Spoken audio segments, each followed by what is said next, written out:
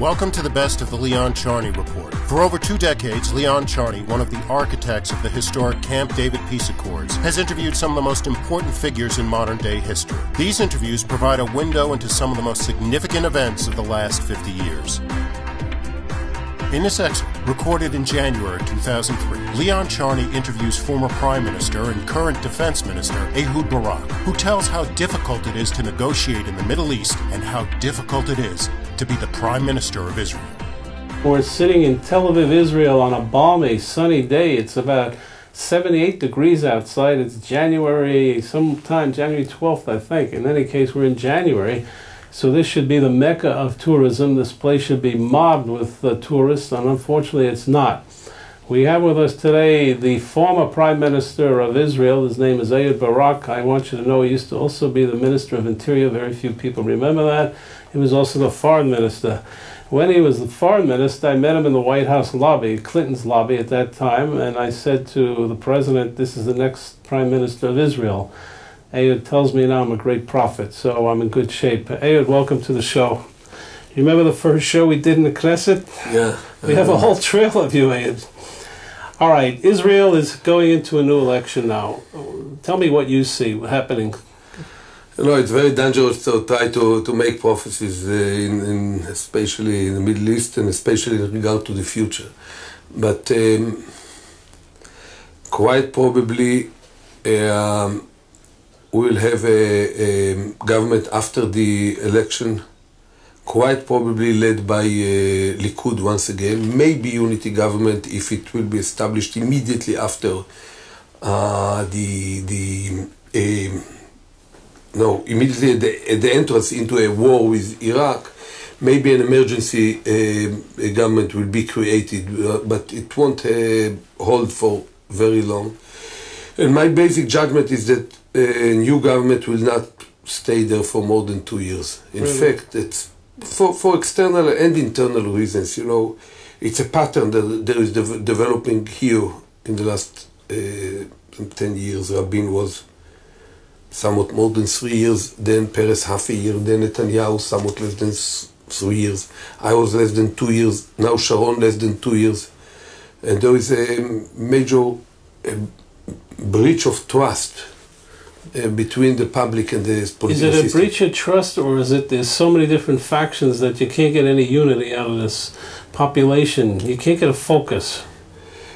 Maybe both. You know, we are a highly heterogeneous society, but at the same time with some good rules of the game, like you have from day one in the United States, or like the one that the French adopted after a series of crises with some similarity to our ones.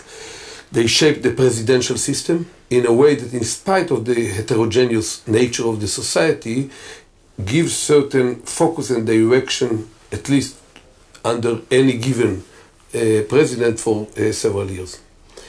Are you still an active member, by the way, of the Labour Party? I'm on the end of the list. If we conquer the whole Knesset, 118 members, excuse me, only the 2 presidents are following me, so we kind of close the list. But do you actively participate, or you're out of it now? Basically, I'm out of it. I took a pause from public life. I told the public and my party as well that I remember a member of the party. I remember active in its internal institutions, but I took a pause from public life, and I feel like a reservist officer that knows that he could be called for duty or come on duty, but he expects not to be called unless it is absolutely necessary. You look very relaxed. It doesn't look like it's harming you whatsoever. I know. It's when I was in power, I served in uniform 36 years and then another 6 years in civilian life, in basically all possible positions in Israel. But when I used to wake up in the morning as a prime minister, you know, the few seconds before you open your eyes, you are already awake. I used to think which country we are in, which city, which day is it? What we are going to do today? It was a kind of a storm, a continuous storm. And now when I wake up, just before I open my eyes, first thing that comes to my mind is that responsibility is already on Sharon. So I fall asleep for another 2 hours. And so there were rumors that you used to work at night a lot. Is that true? Yeah, it's still true. I prefer much more, and especially now that I travel a lot outside the country and have a continuous or permanent jet lag. So it brings me also to be awake on nights. Years ago, when your friend Asa Weitzman sent me to see Yasser Arafat in Tunis, which was one of the first meetings with him quietly, I met him. He'd work also about 2, 3 in the morning, Arafat. He'd work at night. I still remember our first meeting was in Barcelona when I was foreign minister. He was head of the Palestinian Authority. Then he was in a Euro-Mediterranean gathering in Barcelona under the auspices of King Juan Carlos. And who's, by the way, a very good man. Yeah. I know him very well. He's a terrific guy, Juan Carlos. Yeah, I also highly appreciate him. I hosted him and his wife here years ago when I was still foreign minister, I believe, or chief of the general staff. But when I was there, I met with Arafat for more than 2 hours in his suite, like this, in his suite, from 1 o'clock a.m. to 3 o'clock, something like this. Yeah, always at night. I remember that. Yeah. And I met him also again, more publicly, also during the nighttime. I don't know why. He told me, his people told me, for security reasons, he used to fly at different times and keep a jagged schedule so no one could really follow him. I'm sure that there are people who do follow him.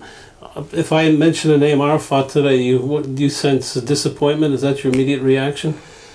I don't know, yeah, in a way disappointment, but basically he failed a test, he does not kind of need to give us an account, but he has to give an account to his own people. Right. And I found him in this regard a failure. He had an opportunity. If he had the character of a Sadat or of a King Hussein of Jordan, and I deliberately mentioned these names, those names, since they were bitter rivals in the battlefield. We have thousands of graves in our military cemeteries as a result of wars with them. But once they decided that the right thing is to make peace, they led. They did not wait until any individual or any small kind of marginal group will acquiesce. And they acted out of a very strong sense of history and very strong sense of responsibility for the future. And somehow Arafat seemed to fail this test. At Camp David just 2.5 years ago, for the first time in the history of the conflict, there was on the table an offer where in exchange for end of conflict and certain Israeli security considerations or needs, he would be given a Palestinian independent state, not a temporal or transitional, Palestinian independent state, contiguous over 90+% of the West Bank and 100% of the Gaza Strip, with access to the neighboring countries, with a right of return for refugees into their own Palestinian states, of course not into Israel, and even with a foothold in eastern Jerusalem as part of their Palestinian capital. And he basically rejected it. He did not reject the details. He refused to take it as a basis for negotiation, walked out of the room and turned deliberately and consciously to terror. That's what really infuriated Clinton. If we could just find ourselves unable to bridge the gaps over details, Clinton would not blame Arafat. That's disappointing, but it's not illegitimate. But not to take such a far-reaching proposal as a basis for negotiation with all the reservations that he might have, that amounts to a colossal failure of leadership. And the fact that he turned later on to terror means that basically he tries to dictate to Israel suicide bombing as a new diplomatic tool. That's something that we will never, ever yield to. In modern Middle East history, only one peace treaty has stood the test of time, the 1978 Camp David Accord. In the new documentary film, Backdoor Channels, The Price of Peace, learn the true story behind the greatest diplomatic achievement of our time and its lessons for the future. The price of peace is very high to have this courageous man and my close friend killed. Backdoor Channels, The Price of Peace. Now available at select stores including Barnes & Noble and online at Amazon.com. The preceding program was brought to you by Backdoor Channels, The Price of Peace.